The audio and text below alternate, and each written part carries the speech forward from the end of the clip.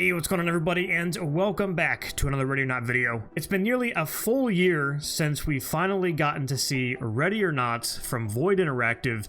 It was early December of 2021. I remember I was so excited. I would think I was watching one of Big Fry's videos or Blue Drake, someone like that, and I noticed that they closed the NDA. They lifted the NDA for content creators, and obviously the game was only available for supporters with that big PvE announcement, and I jumped right on it. I think I paid like over $100 for the game back then, and the game looks extremely different than what you guys see now, and I'm sure there's probably, I want to say probably 70% of you guys have either started playing Ready or Not, you know, fairly recently, or probably you didn't even know Ready or Not has been in development for years now. And that's one of the reasons why I kind of wanted to make this video, is to kind of talk about the game, talk about Ready or Not, talk about Void Interactive and how far we've come, and a little bit as to what we might see in the future. Now, Ready or Not was in its closed beta for not even a month, and Steam unfortunately would not give them additional keys. There were so many people trying to play the game,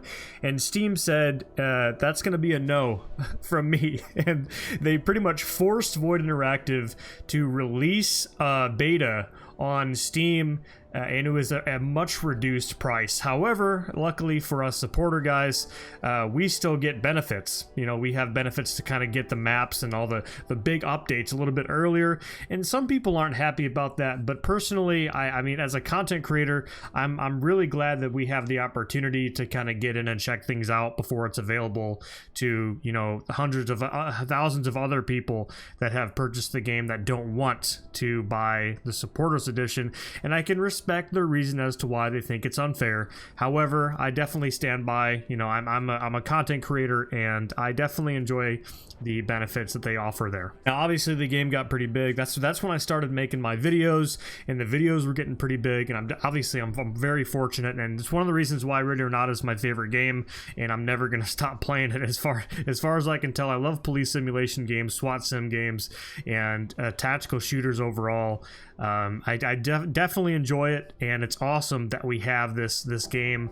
I've been waiting for it for so long. I remember watching the trailer and just being so ecstatic seeing, you know, basically a huge graphically upgraded version of SWAT 4, and I remember going back and playing SWAT 4, and oh my god, I think it was in like 2016 when they did that really big trailer, and it was fucking badass, dude. But either way, some of you might not know, because I would assume of a lot of the people who watch my videos or started getting into Ready or Not or whatever, you guys probably didn't know that the game has been in development for years now. And before they released this big PvE update, the very first time we got to see PvE since the NDA got lifted in December of 2021, there were earlier versions of the game that were extremely different to what we see now.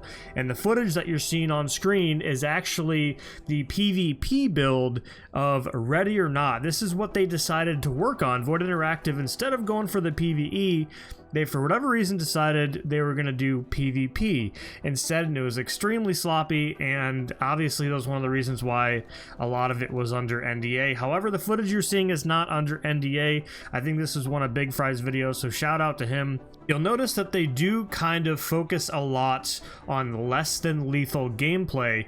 There was even a mechanic that allowed you to handcuff the enemy. Now, a lot of people kind of got frustrated with this because you can still shoot the individual that you would handcuff, so it would kind of make it irrelevant.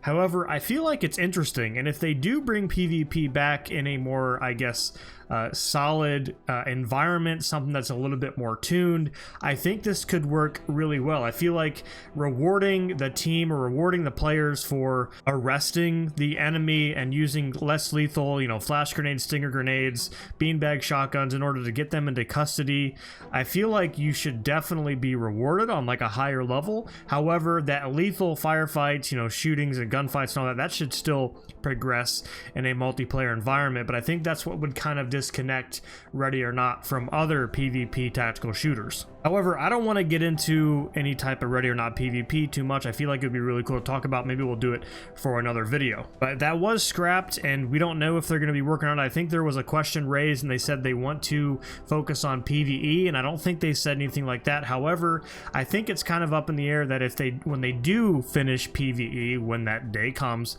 that they will most likely work on a PvP for us to enjoy, which I think would be really good. I think it'd be good for the sales for the game, and I think a lot of people would enjoy that, but it needs to be done right. Moving on here, so we've had 3 updates since the launch of December 2021 Ready or Not beta, and 2 of those being major content patches, and one of them being more or less like a minor patch with adding weapons, and I think it was like maybe finishing 1 map. I don't remember exactly. It's been a while. We're looking at going on 4 months now since we've even had an update, a big update for Ready or Not, which is a lot. It's definitely concerning for a large group of people, and I understand that. The game is progressing, but it's definitely slower than anticipated. My personal thoughts on it is that they're obviously making a decent amount of money. However, it shows the lack of either some resources, or whether it be the staff or something else that's going on. There's a lack of resources there, and I don't want to comment too much on regarding how they operate. I don't know much about video game development companies. However, I do know Void Interactive in particular is an indie developer company. It's surprising to me that they wouldn't have a decent amount of money so far in monetary funds from their sales so far. The game has done rather good. To hire additional staff, to increase the content patches and finish up PvE, or at least, you know, start getting us some more I guess getting the game in a much more finished and polished state. Obviously, like bringing us new maps and fixing up a lot of the other bugs and stuff like that, I think is really important. But there's some things there, obviously, that they said were going to be in the game that we haven't really seen any hints of so far. But there are some major issues that obviously have been heard from the community, and the devs have heard us as well. One thing obviously being the AI, and it is confirmed that the AI is being reworked. So we don't know if that's going to be in the next update when that releases or further down the line, but it's extremely important that they work on that. I am one of the many that has kind of outsourced my voice about how the AI definitely needs some work. Obviously, I don't really need to go into detail. Those of you that have played the game know what I'm talking about. The AI definitely like to snapshot, and there's a lot of frame by frame differences when it comes to, you know, weapons at low ready and then weapons kind of raised, and there's very limited time to kind of make, you know, decisions, and a lot of the AI pretty much just act like, you know, they're John Wick, they're robots, they snap to your head, they're an aimbot machine, and it gets pretty ridiculous having to deal with that, and it ruins the immersion. However, it is, you know, they said they've already kind of announced that they're working on it, so we'll just have to wait and see. Now, one big thing that I kind of started pondering once I got back into single player playing around, especially doing the clips that you're watching right now of me doing some gameplay with the SWAT AI, and hopefully they get a touch up as well. I haven't heard anything about the SWAT AI. I don't know if they have announced they're going to be working on that as well, but I did realize how awful they have gotten. I think they've gotten worse since, you know, back in the earlier days, and like I said, I don't think they've even touched the single player SWAT AI for quite some time. It would be nice to get that polished up as well. It does get kind of annoying. They get in the way, and it's more or less like I'm either going to step away from them and just like watch their back and let them clear rooms, or I move in and they follow me and they do little work to actually help me because they can be slow and they get stuck on things. It can just be obnoxious, and that's one of the reasons why, obviously, a lot of people would agree.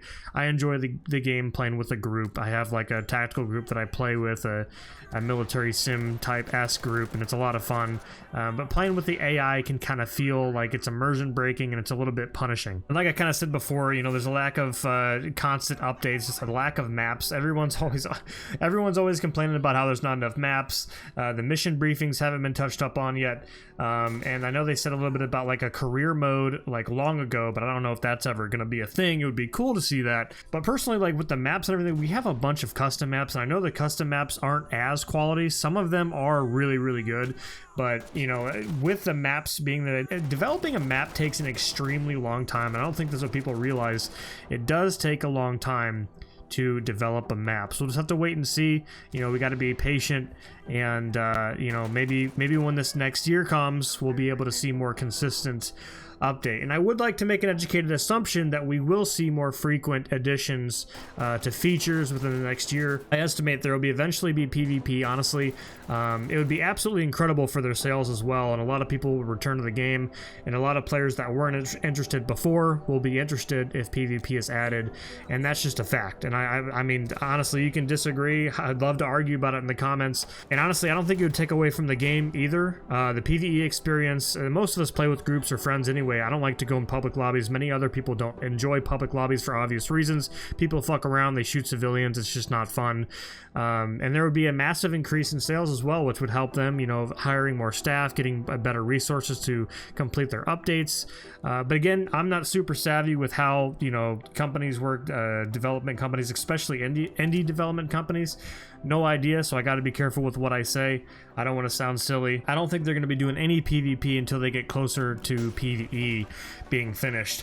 I'm definitely rambling on here a little bit, so I'm going to go ahead and finish this up. However, I do have to admit, like, I'm going to stand by with saying it is my favorite game, and it's one of the better tactical shooters that we've received in such a long time, and I'm overly happy and excited to see it's making progress nonetheless. I've been waiting for Ready or Not to release since watching the trailer, like I said, and, you know, replaying the SWAT games, so it's just awesome to have the game where it is now, and hopefully, you know, as time goes on and as, you know, the company progresses, etc., you know, we'll see more frequent updates, and we'll just have to see what's in store for us. But it's been a really great year. I've been having a lot of fun making the content for you guys, and I'm going to continue supporting the development for Ready or Not. Thank you so much, Void Interactive. Thank you so much, you guys, for sticking to the end of the video and enjoying. It's really awesome, and I'm fortunate to have this you know, have this channel and be able to put out videos for you guys. It's a lot of fun. That's gonna be it. Thank you guys, and I'll see you in the next one.